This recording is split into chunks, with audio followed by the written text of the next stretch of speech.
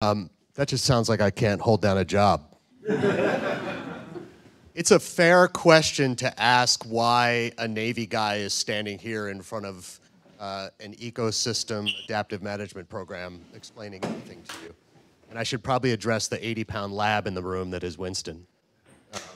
So Winston's my service dog, and I apologize if he gets up and moves around. So if you've seen him around, and if you see black hair all over my clothes, that's why. I gave a presentation in Jacksonville in early October on leadership and trauma. Winston was right next to me, and a half hour into it, started heaving and vomited. So we're going to try to avoid that this time. I think the reason why there's a discussion on strategic planning and an ecosystem adaptive management program is that this stuff applies to everything. So what I'm going to talk about is the Navy planning process, because that's what I've been trained in through the course of my career. But the Navy planning process applies to not just naval campaigns and strategies. He's pretty wired up, isn't he, Winston?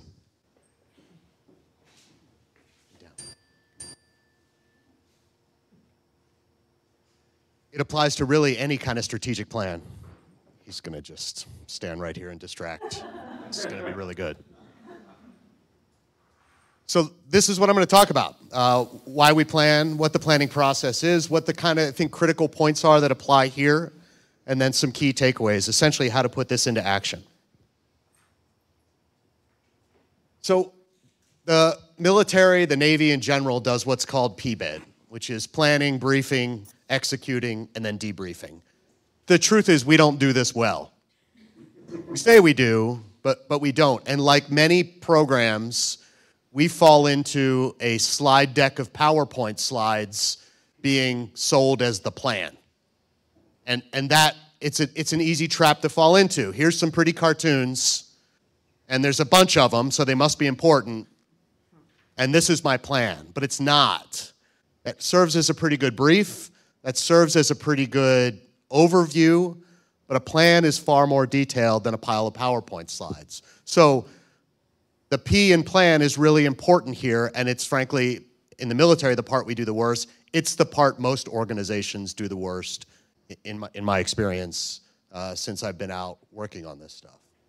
So let's talk about the planning cycle. This is the planning process as laid out. And if you're really interested, see me afterwards. I will give you the Navy's document on this. It's really good at helping you fall asleep at night.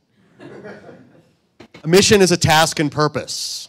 And you can see a lot of the parallels as we go through here, and I'll talk about them some. But a mission is a task and purpose. To build on that mission and put a plan together, you have to do a pretty in-depth analysis of the mission, of the task you've been assigned. And I'm going to talk a lot about that. We talk specifically about space, force, and time. What area are you going to be operating in? What forces do you have? What is your timeline? Again, you can see parallels. You probably don't call your assets forces, but you get the idea. You have a location, you have a timeline, you have a set of assets and resources available to you, and you need to understand those details, or it's very difficult to plan and focus on that mission.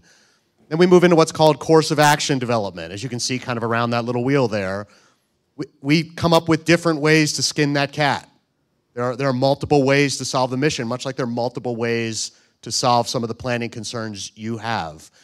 And each course of action selected gets what's called an OPT, an operational planning team, who sits down and goes through the pros and cons of this approach so that you can present a number of courses of action, in my case to the commander who was going to make the selection of how the mission's going to get completed, in your case to the collective group here that agrees on probably, hey, this is probably the best way ahead. And then we spend a lot of time analyzing those courses of action. What makes a lot of sense? At this point, we do a thing called a war game, which is with that course of action, we put it into action and have people play the perceived enemy and see how they react, at least based on the best of our intelligence. In your case, the best of science. And then we pick one of those courses of action and then put the details down to put an order out to the forces that are going to execute that. There's a lot of sexy military terms in there that are just that.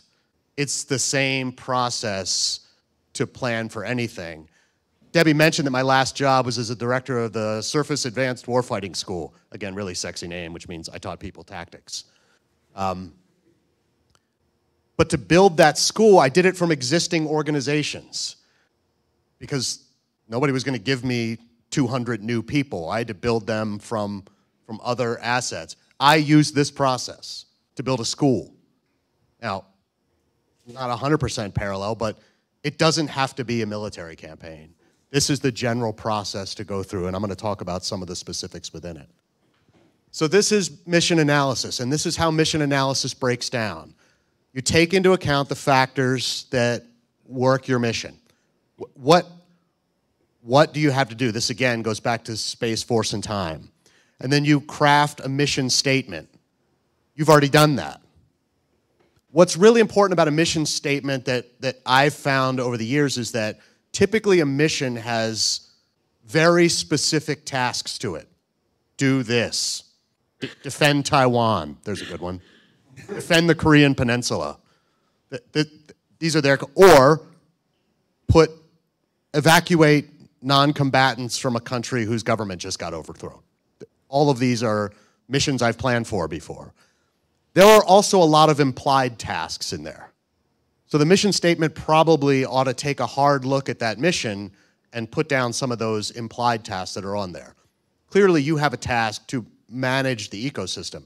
There's a whole lot of implied tasks there that certainly need to be accounted for in your planning. Restraints and constraints. I hate this term because I think it's too easy to get them confused. Restraints are things that you cannot do. In military cases, usually constrained by law or policy. Like, this is a really aggressive one, but we typically assume that we are not going to strike mainland China if we are going to defend Taiwan. You can't do that. Nobody's going to let me do that. There are lots of others. There are, if you're going to evacuate an embassy, which we've done that before. Sometimes there are restrictions on when you can and can't go into other nations' waters. Those are restraints. Constraints are things you have to do. You have to get this. You have to get all the embassy members out of the embassy. That is a constraint. Again, I don't like these terms because they're too easy to confuse. Can't do and must do, I think, are really, really important. And really important as you put the mission together. What do you absolutely have to do? What can you not do? Again, usually restrained by law or policy. And then assumptions. I'm going to spend a lot of time on analysis and on assumptions as we move forward. I really think assumptions end up being the key part of your mission analysis and really the foundation of your plan. We talk a little bit about rules of engagement. I think in most cases they're driven by law in your circumstance, and then specifically identify the objectives. What am I trying to get done in this mission? So I'm going to go through this analysis in a little more depth because I really think this is the foundation of a successful plan.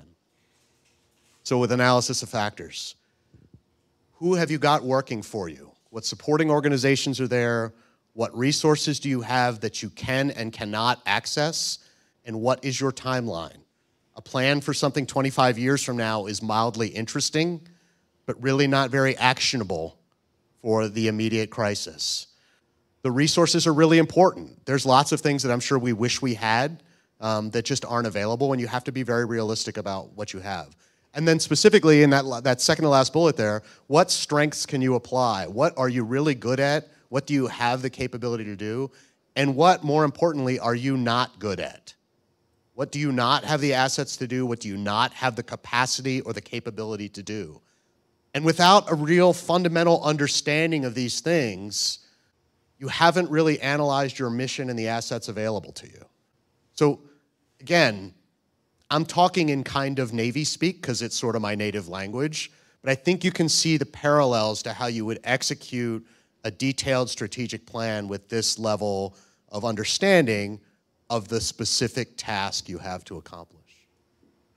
I'm going to talk more about assumptions. Again, this is what I think is really the most important part. And I will tell you, again, my perspective is taking a plan to a commander and saying, this is our recommended way ahead, and him saying, yes, I approve that plan, and then turning them into orders for forces to go execute that plan. my experience has been if you can get the decision makers to buy off on your assumptions, you have a much clearer path to moving ahead. If there is a collective shared assumption, and I'll talk specifically about what I mean by assumptions in a second, if there's a collective shared understanding of assumptions, the path ahead and the understanding of the plan is going to be a lot smoother because there's so much that relies on that shared assumption group. So let's talk about them. Assumptions are issues over which you have no control. There are things that you have to kind of make an educated guess about. There are some rules we use.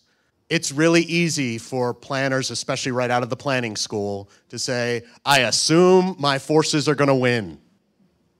That's a pretty crappy assumption. Much like you can't assume that your plan will be successful. Your assumptions have to be things that you can't control, and they've got to be logical. To make sense of what they have, they've got to be realistic. I don't think you can assume that you're going to get a flood of water down the Rio Grande, and they need to be justifiable. Those three things make for a realistic, actual assumption that you can get decision makers to buy off on and say, okay, I agree with the basis that we built this plan on based on the unknowns that we have. These are things you really, really can't control. But you can see that if you get these right, the rest of the planning really falls into place. I think I've covered most of mission analysis through there. I'm going to talk next about course of action selection. Feel free to stop me if you have questions. Course of action development is usually a sit-down of multiple planning teams that each come up with a different way to accomplish the mission to skin the cat. And then there are pros and cons of each. And in some cases, the commander will select a hybrid of two. You can certainly do that, a hybrid of multiple. The specifics here are what are the advantages and disadvantages of each, and they depend, again, on the things we already talked about, the resources you have available to you, the timeline you're working with, and the specific capabilities that you can or cannot apply to the task.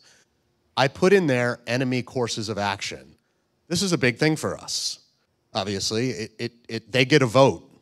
So their reaction to whatever employment of our forces matters in how we can execute a course of action. I put enemy in quotation marks because I think that applies here. I don't think enemy is the right term to use, but environment certainly applies. Climate change certainly applies. These are things that you can make scientific, educated, reasoned expectations about. And the way we set these up are we figure out a most likely. What is the most likely reaction the enemy's going to have if I do this? And then the most dangerous. What if really everything goes wrong and they throw everything they have at us? How will we react to that? And how does that make this course of action viable or not viable? This is an easy couple of bullets that I wrote. This is a really hard process to get right. But it's really important. And it bears some time and thinking, especially on the uncontrollable reaction.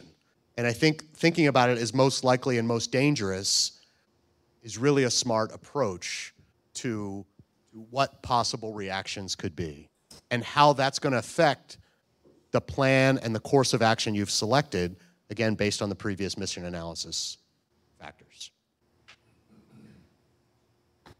From there, someone selects a course of action, or again, we hybrid a couple courses of action into a choice ahead. And then the follow-on orders are the specific direction to forces to go execute that mission. That from here comes out as sort of a task list. Sort of these are the things over which people have control. These are the times that they're due, and these are the requirements for accountability for those. I put SMEAC up there because I thought it's a good start. SMEAC is how we write orders, which is situation, a clear description of what has caused this order to be written. The mission, a clear laydown of what's supposed to be executed. And then execution, how you want it to get done. Where forces are going to maneuver, who's going to be assigned to those forces and what they're going to get done in the execution. Administration and logistics, how they're going to be supported, how they're going to be managed.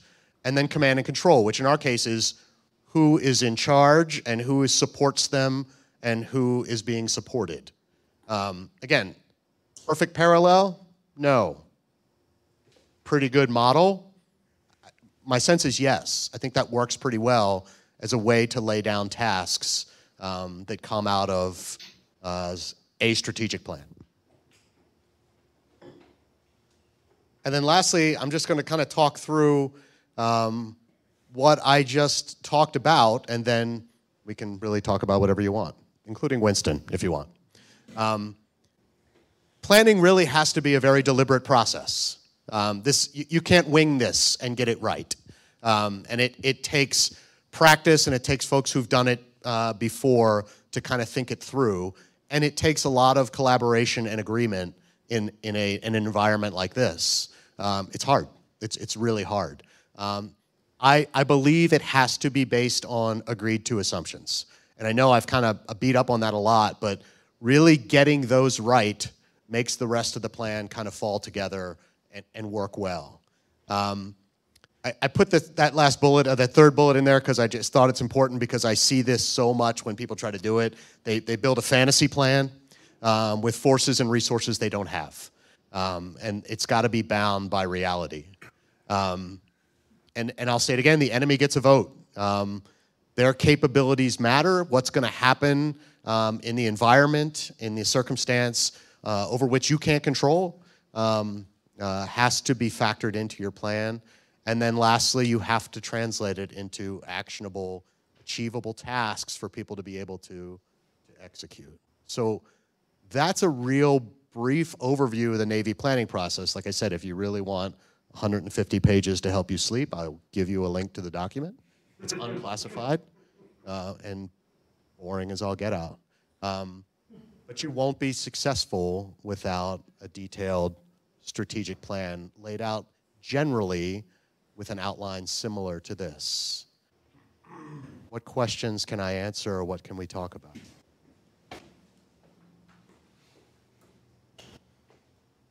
It's just that clear. This is where we stare awkwardly at each other for a while until I just sit down. Any questions or comments for John? I'm seeing lots of head nodding, so I know people are thinking.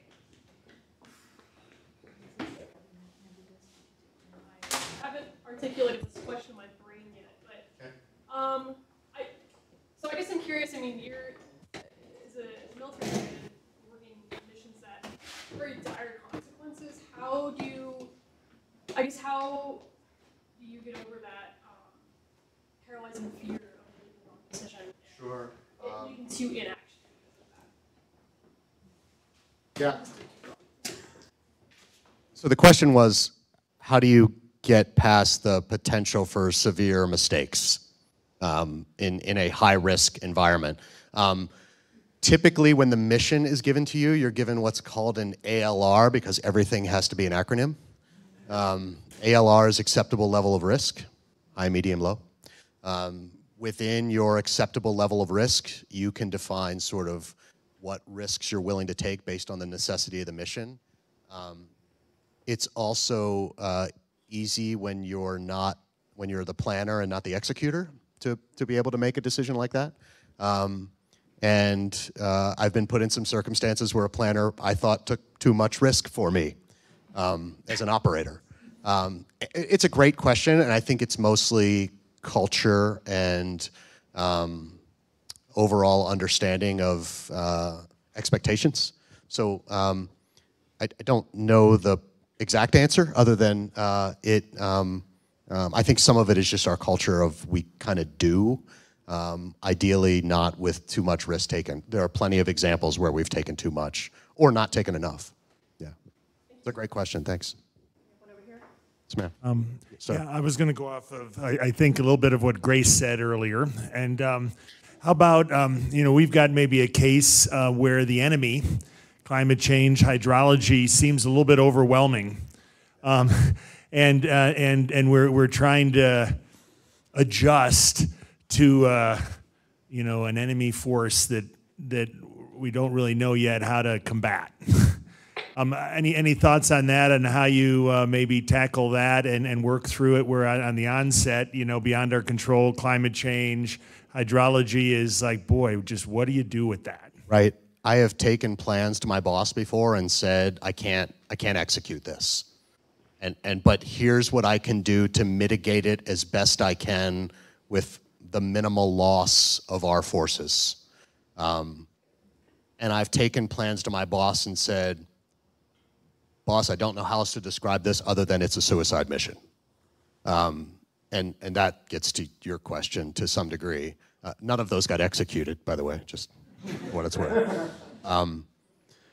I think you might have to, if it is unachievable, you might have to shift to what's the most mitigation you can do, and what are the efforts you can make to do least impact based on an insurmountable task. But it needs to be identified as we simply cannot get there from here. If at the end of the day your plan comes up with, and I don't know if this is an okay thing to say, but I can't save this species based on the assets I have and the circumstances as they are coming, I think that's just what needs to be laid down based on the realism of this. I don't know that that's the case. I made that up. I wasn't trying to say that. Sure. No, it's a very reasonable question. There are missions I've been assigned that I cannot do. Yeah. You may be assigned a mission you cannot do, and at that point, you need to lay down that this is the level of risk I'm dealing with, and this is what I can or can't do to mitigate it, because I can't get to the overall mission. It's a I almost said a bad word. It's a terrible feeling. But it's the reality. I mean, at some point, you don't have the resources to beat what you're aligned against. Yes, sir.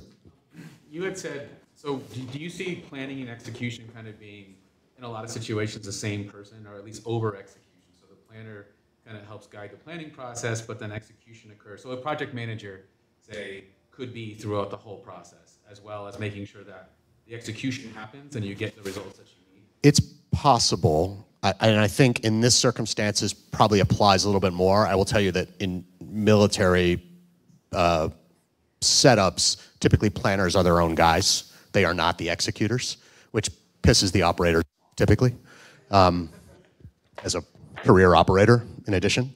But planning is such a specific expertise to us that those guys typically aren't the operators. They pass the plan off to the operator, and any operator will tell you that your plan's as good until the first bullets start flying, and then it's just an outline at that point.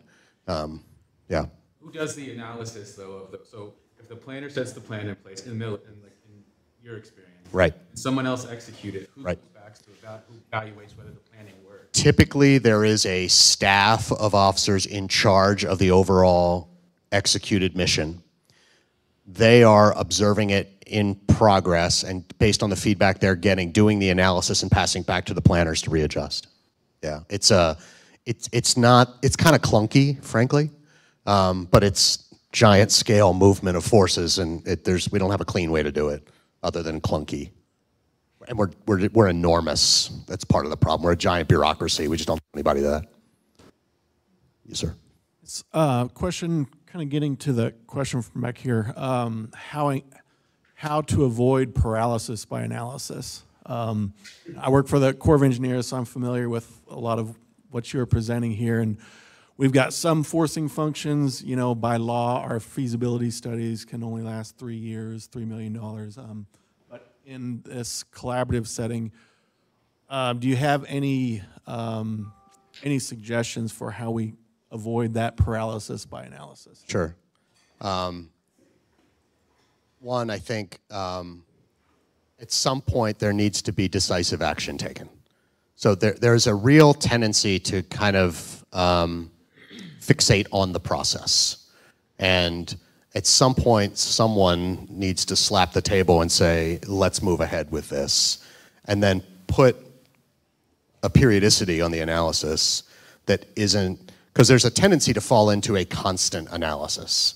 And if you do that, that will become the main task and not the execution of the mission. So at some point, the analysis folks need to pass it off to the executors and say, execute, and we'll come back and look at it at some point. So I don't have a better idea than that, but yeah, you've got to, I think what you need to do is put a periodicity on your analysis rather than doing a constant routine reassess. Any more questions for John? Yes, sir.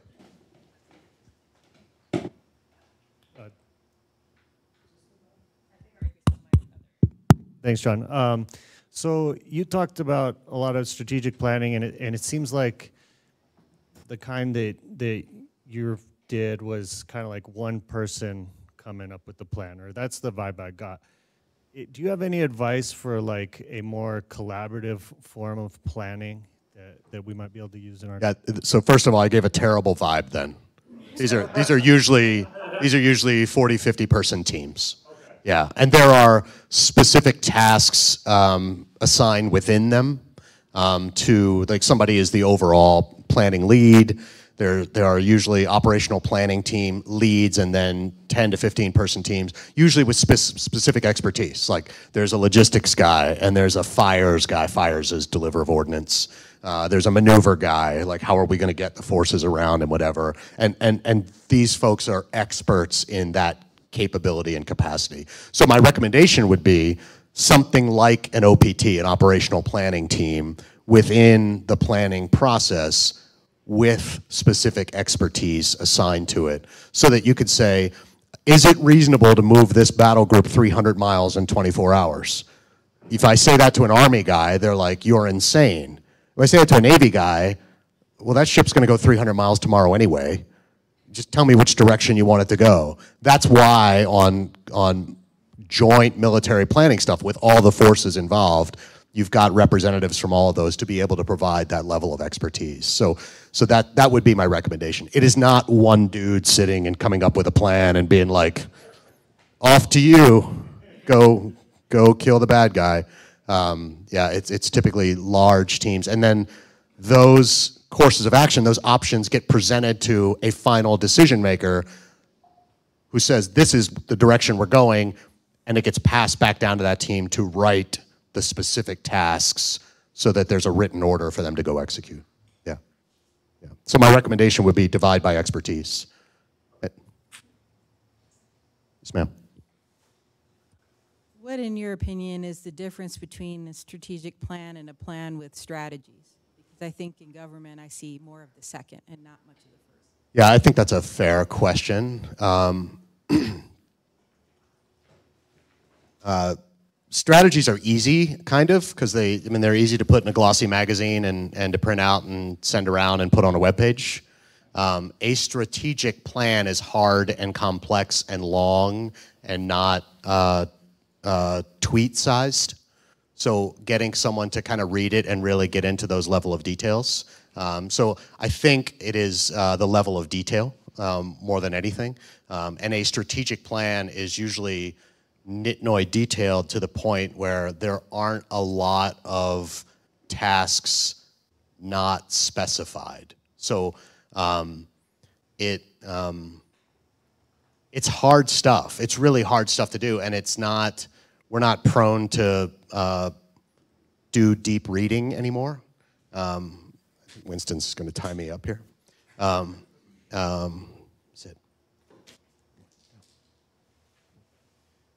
But yeah, I think it's level of specificity, and I think a plan with strategies in it is easy and digestible typically, and easier to read. It's a good question. I never thought about it that way.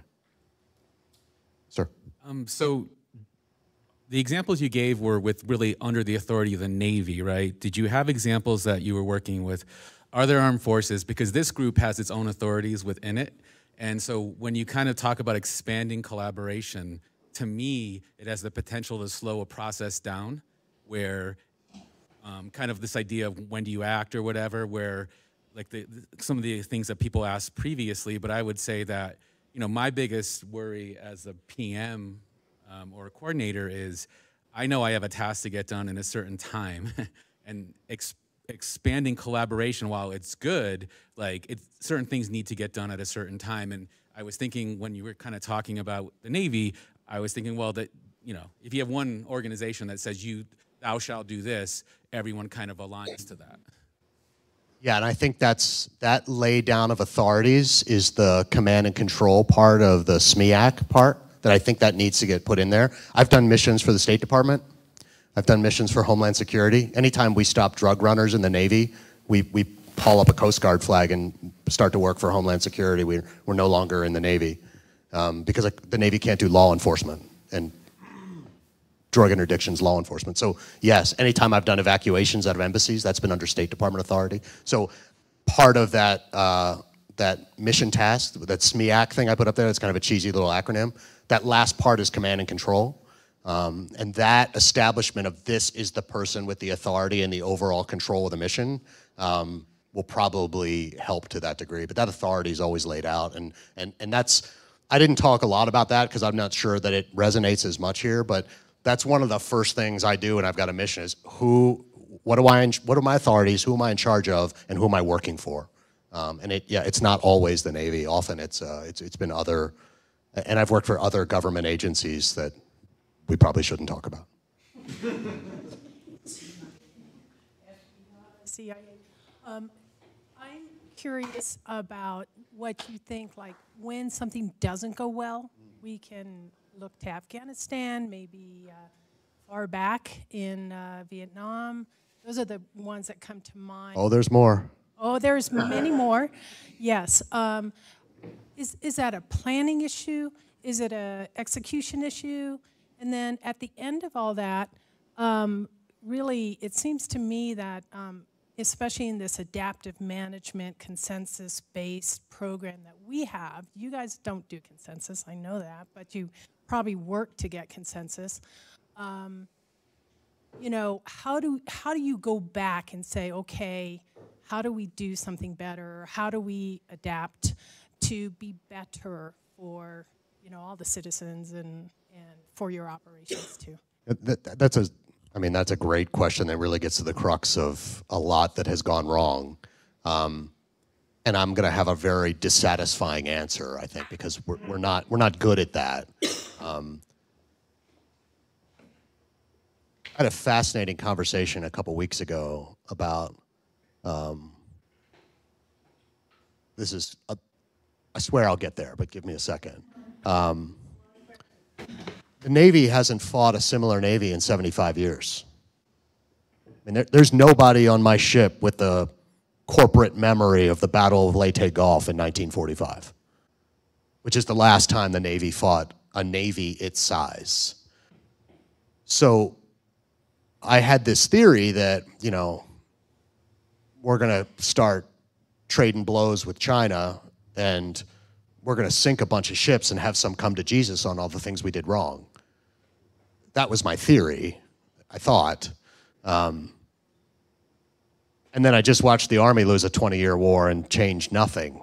So I'm no longer convinced that we'll have some, maybe we'll just put our tail between our legs and slink home. I don't mean to cheap shot the Navy. It was a pretty good career. But the short answer is we are not nearly as good at learning as we used to be, and some of that is because we're not held as accountable as we used to be. Although it's starting to come down, there's almost an unquestionable reverence for military thinkers and decisions, and frankly, we could probably use a little more critique and introspection. And I tell you all that as I'm, you know, kind of putting myself on report as saying that we are less than good at that, is there's a lesson there in that real feedback on wins and losses and capabilities and shortcomings is only going to benefit you as painful as it is. So I think the military is terrible at this, just my personal opinion, and one of the nice things about being retired is I can say that out loud now. But But if you don't look hard at the mistakes you've made and the bad choices or wrong assumptions with which you entered in, and you could say Iraq was a whole list of wrong assumptions. So was Vietnam, for that matter. A student of military history. There are many of those are based on terrible assumptions that, when proven wrong, we never readjusted. If you can't go back and do that and say, hey, we really screwed this up, let's readjust, let's replan, let's refocus, this is all just paperwork. The value, the victory in it is a really hard assessment. That I told you in the beginning, that PBED, plan, brief, execute, debrief. Debrief is supposed to do that. Debrief is supposed to where you stand up and say, okay, here's what we did, here's what we really screwed up. My sense is that as a nation, we don't do that anymore. We don't do it well, for sure. And the military is a reflection of the nation. I think the lesson to your question, and again, I took a long way to get there, is you need a real brutally critical feedback mechanism that sets people's feelings aside, because trust me, if you came up with that assumption and it was wrong, you're still gonna feel wedded to it. If you came up with this idea for execution and it was wrong and it just screwed everything up and it made less minnows than you thought it was gonna, you're still gonna feel some ownership. It's just human nature. So the ability to kind of put that ego aside and really be okay with a level of criticism and feedback so that you can put that back into the plan from the analysis and adjust the execution is critical. Really, your question gets to the crux of what makes this work. I told you that I'm a believer in the process. I'm not necessarily a believer how the current military executes the process, because I don't think we get it all right. We also do stacks of PowerPoint slides and say, here's the plan, and that's not really a viable option. But that feedback, that ability to just set your ego aside and say, yep, didn't get it right this time, here are the things we're gonna change moving forward, is what makes this work well. Does that answer your question? Sure. So how do you come up with a mission when you're working with different groups, agencies that have maybe different mandates, goals? So I think that's got to be that's a great question. I think that's kind of be agreed to. As I understand, your collaborative here has a mission statement, which has gotten you reasonably close. I think what you need to do from there is part of that mission analysis. Okay, what is our purpose? What is this task? What's our timeline? What assets and forces do we have? What assets do we have available to us? And what resources can we apply to that? And I think once you get some buy-in on that from the bulk of your stakeholders, you're real close to a mission, establishing sort of where we're trying to go. Some people aren't going to agree. If you've got 16 different stakeholders that all fall under different authorities and different lines of accounting and different lines of expectation, you're a far better negotiator than I am if you get all 16 to line up. That's hard. That's really, really hard. But my guess is you've got a whole lot of common ground here. You wouldn't all be sitting here in this room. That's going to get you pretty close to a mission. That's my sense. So I'd start there.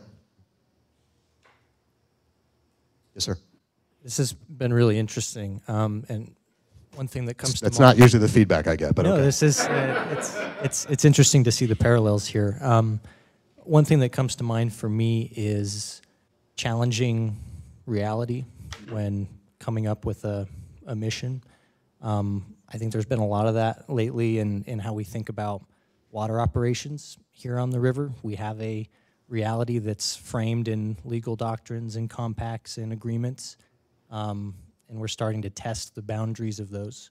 So how important is it as a group to challenge reality so that the assumptions can change? Because if we can change some of these assumptions that we have about how to manage the river, how to manage the ecosystem in this system collectively, if you change assumptions, then you're also changing reality. But if you challenge reality in the first place, your assumptions can change too. Isn't that reasonable to think? So the way I think about it is that reality is fixed, and that when you choose to stop believing it, doesn't change. I mean, that's what reality is. Reality is a fixed realism. Your assumptions about the things you can't control can and can't change to help you predict the future so that you can address the things in the future. But as I view it, my personal opinion is that reality doesn't change. I think, I say this to Debbie all the time, there's a Philip Dick quote that says, reality is that which when you stop believing it doesn't change. So, and I think that's accurate. So you can work around that reality. What you need to do is come up with a shared understanding of the reality,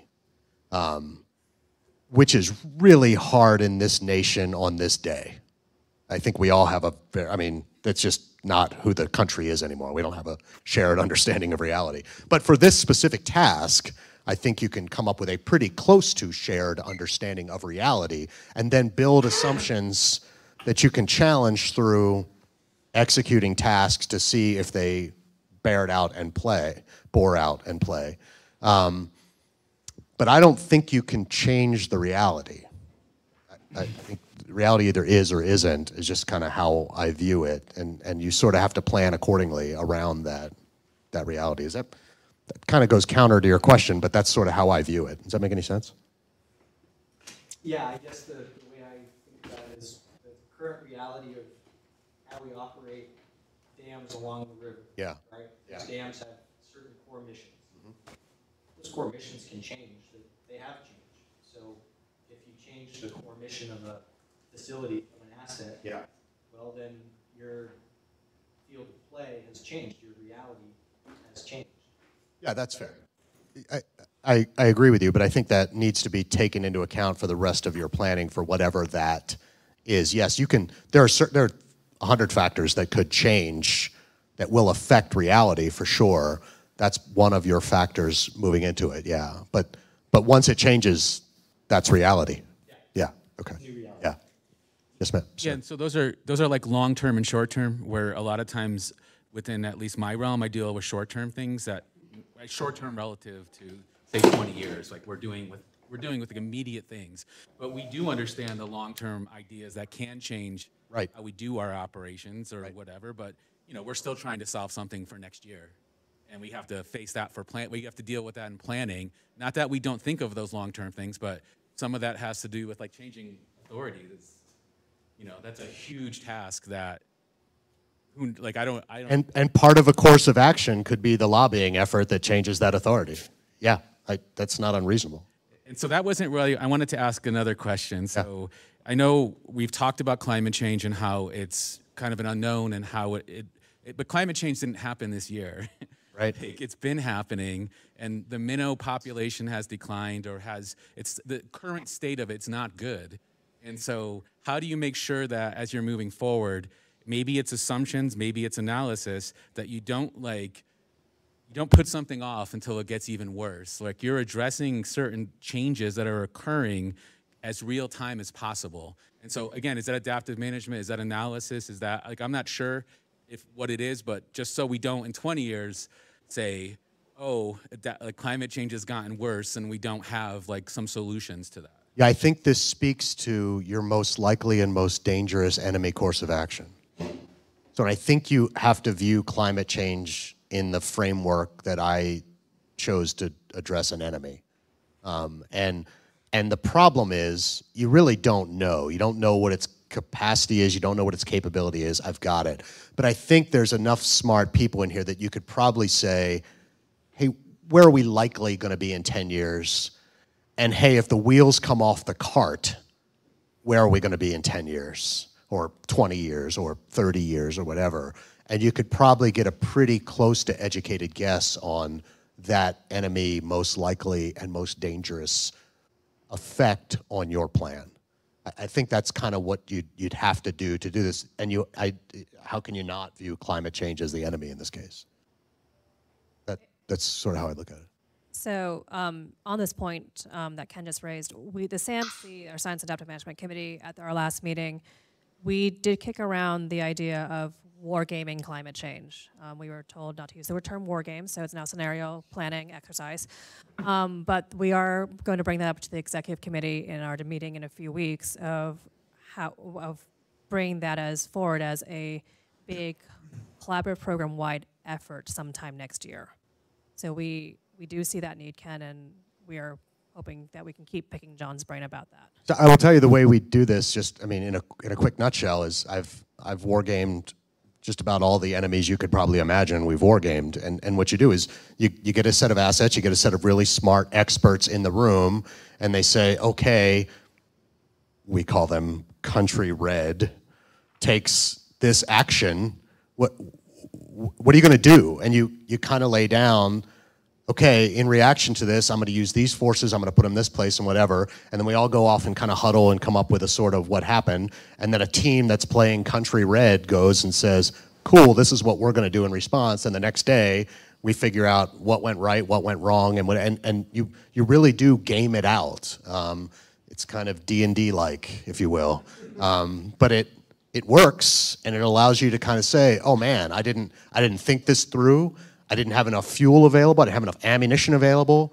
I didn't have enough forces based on the reaction that, you know, the bad guy did. And sometimes the bad guy, I don't know how I'm supposed to, beats you badly, which is the value of a war game, because you didn't kill any soldiers and sailors doing it. And it allows you to think through the other, you know, the options that are out there. You may war game or scenario planning exercise, you know, some decision to either open up water flow or restrict water flow or whatever, and it may turn out that based on what you've done and what your smart people say, that you've, you know, exponentially reduced the minnow population when you meant to keep it the same. Okay, that's pretty good information that you got from a war game without killing any fish. That's the idea.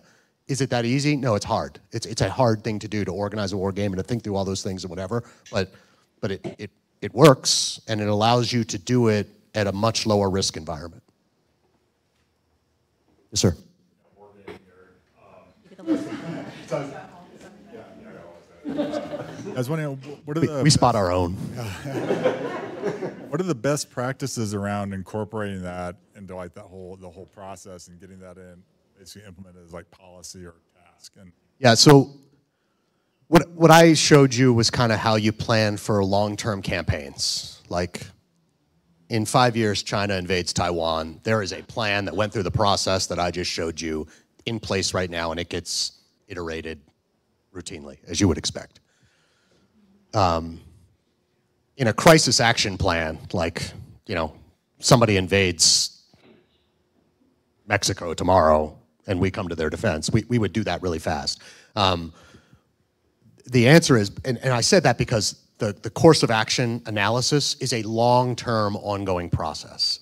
And typically, each course of action has its own war game assigned to it. So, okay, this bad thing happens. Invasion of Taiwan. I keep using that one because I spent a lot of time on that one and spent a lot of time in the Western Pacific. That happens. We choose COA 2 to respond.